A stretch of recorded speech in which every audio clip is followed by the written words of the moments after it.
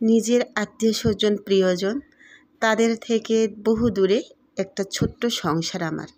আগে মা বলতেন যে এখন কাজকর্ম শিখছো না, পরে যখন তোমার সংসার হবে তখন তুমি বুঝতে পারবে। তখন চিন্তা করতাম কি বুঝতে পারবো, এই তো কাজ, রান্না বান্না খাওয়া দাওয়া এই পর্যন্তই।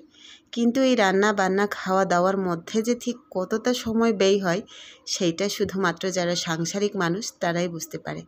আসসালামু আলাইকুম, আমার রান্নাঘরে আপনাদের স্বাগত জানাই। আমি ঢাকার সাভার থেকে সীমা বলছি। কেমন আছেন আপনারা? আশা করছি ভালো আছেন।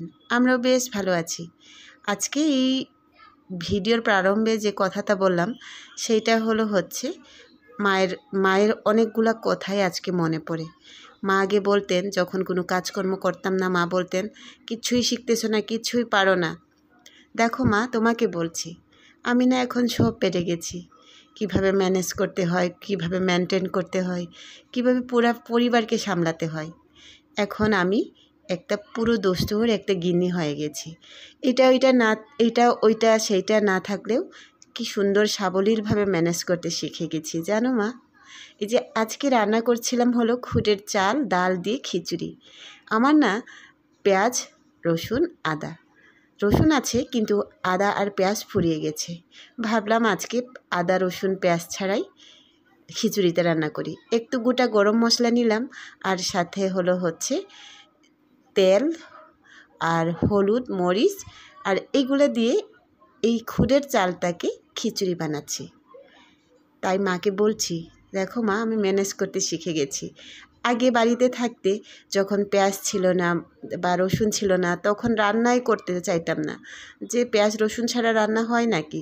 অথচ দেখো নিজের সংসারে এসে পেঁয়াজ রসুন ছাড়াও দিব্যি রান্না করতে শিখে গেছি। একটা বেলাটাকে ম্যানেজ করতে শিখে গেছি দারুণভাবে। মাখিয়ে নিয়ে এখানে পানি ঢেলে দিলাম। এবার এটাকে চুলায় বসিয়ে রান্না করে নিব। একদম বসা খিচুড়ি। জানি না কেমন হবে, রান্না করার আগে এটা ভেবেছিলাম, কিন্তু রান্না করার পরে এইটা দিয়েও চালানো যায় সেটা জেনে নিয়েছি। এইভাবে তো কখনো রান্না করি নাই, আজকে প্রথমবারের মতো রান্না করলাম এইভাবে বসিয়ে। তো এইভাবে রান্না করলেও কিন্তু খারাপ লাগেনি। একবেলা তো ম্যানেজ হয়ে গেছে বলুন, যেভাবে হোক ম্যানেজ করে নিয়েছি। তাই মাকে বলছি যে মা দেখো, আমি ম্যানেজ করা শিখে গেছি। তার সাথে চলছে ইলিশ ভাজা। ছোট্ট ইলিশ যদিও, তারপরেও এই খিচুড়ির সাথে এটুকুই আজকে সকালবেলায় আয়োজন করতে পেরেছি। আর বেশি কিছু করতে পারিনি। একটা গোটা মরিচ আর এক পিস মাছ, এটা দিয়েই আজকের সকালটা কাটিয়ে দিলাম। দুপুর আর রাত্রের জন্যে এই যে পেঁপে আছে, এগুলাই রান্না করব। ডিম দিয়ে পেঁপের একটা সবজি করব। দুদিন ধরে তো মাছ মাংস খেয়েছি, আজকে ভাবছিলাম নিরামিষ করব। কিন্তু নিরামিষ করলে আমার বাচ্চারা নিরামিষটা একদম পছন্দ করে না। তাই ভাবলাম আজকে ডিম দিয়ে সবজি রান্না করে দিব। একদম একেবারে না, খুব সুন্দর করে ম্যানেজ করব। দুটো ডিম দিয়ে আমি এই সবজিটা রান্না করব। এর জন্যে এই দুইটা ডিম সিদ্ধ বসিয়ে দিলাম। আর এই পেঁপে সাথে কাঁঠালের বিচি আর আলু কেটে এটাকে সিদ্ধ করতে দিব।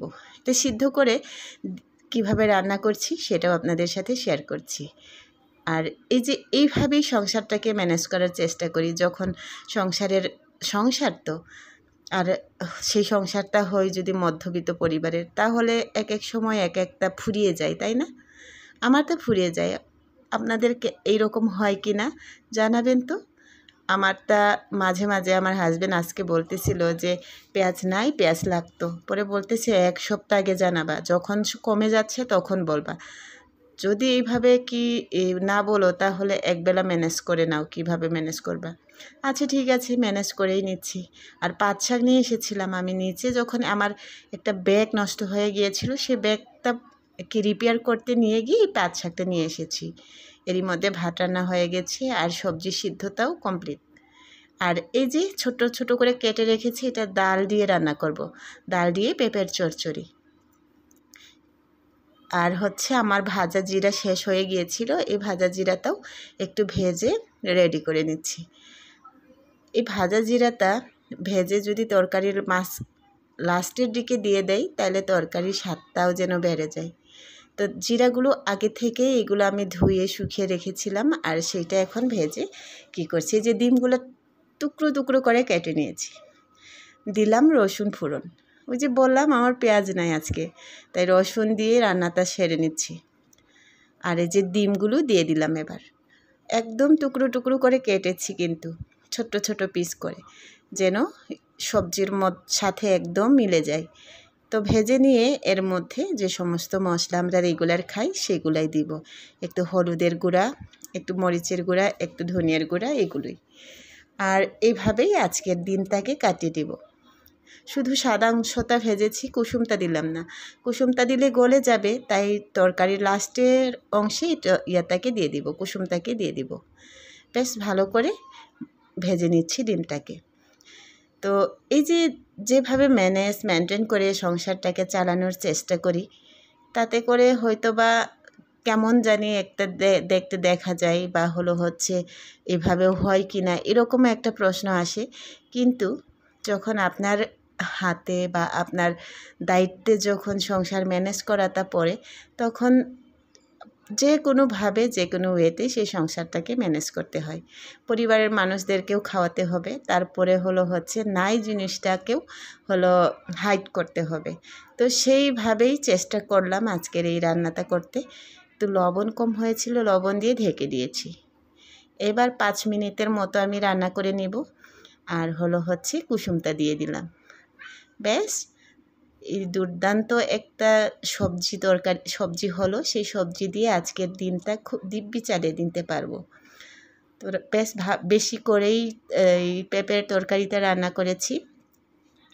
আমার রান্নাটা হয়ে গেছে। এর মধ্যে আবার উপরে একটু ভাজা জিরাটা দিয়ে দিব। ভাজা জিরাটা দিলে তরকারির স্বাদ গন্ধ সেটা অপূর্ব হয়ে যায়। রান্না করার পর এই যে নামিয়ে নিলাম। এবার চলুন আরেকটা রান্নাটা করে সেরে ফেলি। এই রান্নাটার জন্যে আমার হচ্ছে এই যে আবার সেই শুকনা মরিচ আর তেজপাতা ফোড়ন দিয়েছি। যেহেতু ডাল আছে, তাই শুকনা মরিচ আর তেজপাতা ফোড়ন দিয়ে এখানেও রসুন দিব। আর এই পেঁপে দিয়ে যে আপনার ডাল চচ্চড়িটা হচ্ছে, এটাও কিন্তু খাইতে ভীষণই ভালো লাগে। পুষ্টিকর তো বটেই, পেঁপেতে তো অনেক পুষ্টি, সেটা তো আমরা সবাই জানি। আর ডালে হচ্ছে প্রোটিন আর ভিটামিন সবগুলা কম্বাইন্ড করে, তারপরে সেটার কি সামঞ্জস্য রেখে রান্না করে পরিবারে খাওয়ানোর চেষ্টা করি। এই উদ্দেশ্য একটাই, যেন আমার পরিবারের প্রত্যেকটা সদস্য সুস্থ সবল থাকে। আর এই কারণে আমার প্রত্যেকটা রান্নাতে আমি ডিভাইডেটিং করার চেষ্টা করি, যে হচ্ছে সপ্তাহে 6টা দিনের মধ্যে প্রোটিনটা একটু বেশি রাখার চেষ্টা করি। সবজিটা তো থাকেই, আর প্রোটিনটা একটু বেশি রাখার চেষ্টা করি। এই কারণে ডালটা প্রত্যেকটা দিন রান্না করি। হয়তো বা কোনো দিন ডালটা মাখা রান্না করছি, হয়তো বা কোনো দিন ডাল যেটা পাতলা ডাল রান্না করছি, আবার কোনো দিন দেখা যাচ্ছে সবজি দিয়ে মিক্স করে ডাল রান্না করছি, আবার দেখা যাচ্ছে খিচুড়ি রান্না করছি চাল দিয়ে। তো এইভাবে শুধুমাত্র মাছ মাংসতে প্রোটিনের ঘাটতিটা পূরণ না করে একটু সবজি বা হচ্ছে ডালের মাধ্যমেও পূরণ করার চেষ্টা করি। তো এই যে এই মেনটেন, এইগুলা তো হচ্ছে নিজের পরিবার হওয়ার পরেই শিখেছি। মা বাবার অধীনস্থ যখন ছিলাম, মা বাবার সংসারে যখন ছিলাম, তখন মা বলতেন শিখে নাও, শিখে যাও, যে নিজের জীবনটাকে তো গুছাতে হবে। মেয়ে হয়ে জন্ম নিয়েছ, তো সংসার তোমারও হবে। সেই সংসারটাকে কিভাবে ম্যানেজ করবে, মেনটেন করবে, সেইটা বাপের বাড়ি থেকেই, মায়ের কাছ থেকেই শিখে যেতে হয়। তো সেইটা হয়তো বা মাথায় ছিল, মা কিভাবে মেনটেন করতেন, সেগুলাই শিখে শিখে আজকে এই পর্যায়ে নিজের ম্যানেজটা করার চেষ্টা করি। আমরা তো ছোটোবেলা থেকেই মধ্যবিত্ত পরিবারেই বড় হয়েছি। আমাদের চাইলেই আমাদের হাতের কাছে সব কিছু কখনোই আমরা পাইনি। মানে একটা থাকলে আরেকটা থাকতো না, আরেকটা থাকলে আরেকটা থাকতো না, এরকমভাবে আমরা মানুষ হয়েছি। তো সেইখানে সেই টানাটানির সংসারে মাকে দেখতাম কি সুন্দর সাবলীলভাবে সংসারটাকে ম্যানেজ করতেন। তো নিজের জীবনে সেটা বাস্তবায়ন করার চেষ্টা করেছি যতটুকু পারি, যেভাবে পারি। রান্নাটা হয়ে গেছে ডাল চচ্চড়ি। এবার একটু যে পাট শাক এনেছিলাম, সেই পাট শাকটা ভেজে নিব। রসুন দিলাম আর শুকনা মরিচ। তো এই যে রসুন আর শুকনা মরিচ দিয়ে আমি বেশ 3টা তরকারি রান্না করে নিলাম আজকে। আর আগে এমনও দিন গেছে যে হচ্ছে একটা আছে, যেমন মরিচ খেটে চাষ হতো, এই কারণে মরিচ থাকতো প্রচুর পরিমাণে বাড়িতে। কিন্তু দেখা যাচ্ছে যে আপনার হয়তো বা পেঁয়াজ থাকতো না, কখনো রসুন থাকতো না, কখনো বা তেল কম হতো। কিন্তু তারপরেও সেগুলোকে ম্যানেজ করে মেনটেন করে আমাদের পরিবারটাকে আমরা চালাতে দেখেছি মাকে। তো আমার জীবনেও সেগুলার বাস্তবায়নই করছি, চেষ্টা করি যতটুকু আমার হাজবেন্ডের আয় আছে সে আয় অনুযায়ী নিজের সংসারটাকে গোছাতে। সে যাই হোক, আপনাদের সাথে বেশ অনেকগুলাই গল্প করলাম আজকে নিজের সংসারের। তো আমার গল্পটার কোনো অংশ বা আমার এই যে ম্যানেজের কোনো অংশ যদি আপনাদের ভালো লাগে তাহলে লাইক কমেন্ট করে সাথে থেকে যাবেন। তো রান্নাটা প্রায় হয়ে গেছে, এবার এই পাট শাকটাও নামিয়ে নিব। শাক রান্নাটা আমার কাছে খুবই সহজ লাগে, আর শাক হলো আমার খুবই পছন্দের একটা খাবার। তো সবগুলো নামিয়ে নিয়েছি, আর এই যে টেবিলে নিয়ে এসেছি। আজকে রান্না করলাম 3টা তরকারি, এটা দিয়েই দুপুর আর রাতটা চালিয়ে দিব। আজকে এই পর্যন্তই। খাবারটা দিয়ে দিয়েছি দুপুরের, খাইতে খাইতেই চলে যাচ্ছি। আরও অনেকগুলো টুকিটাকি কাজ তো আছেই, সেগুলো না হয় আরেক দিন শেয়ার করব। আজকে এই পর্যন্তই। সবাই ভালো থাকবেন। আল্লাহ হাফেজ, শুভরাত্রি।